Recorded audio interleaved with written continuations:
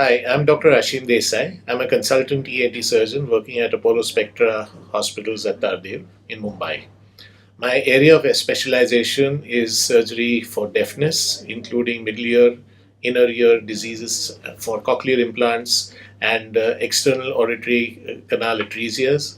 Other area of interest is endoscopic sinus surgery and surgery of rhinoplasty, that is the shaping of the external nasal dorsum.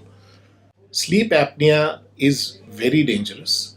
Snoring itself is not dangerous, but snoring associated with sleep apnea is very dangerous because the incidence of heart trouble, incidence of acute myocardial infarction at night, that means acute heart attack at night, and the incidence of stroke rises by more than 40 to 50% in patients who have sleep apnea associated with snoring.